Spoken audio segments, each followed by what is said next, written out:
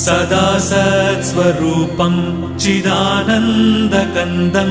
जगत्सम्भवस्थानसंहारहेतुं स्वभक्तेच्छया मानुषं दर्शयन्तं नमामीश्वरं सद्गुरुं साईनाथं नमामीश्वरं सद्गुरुं साईनाथं भवद्ध्वान्तविध्वंसमार्ताण्डमीड्यं मनोवागतीतं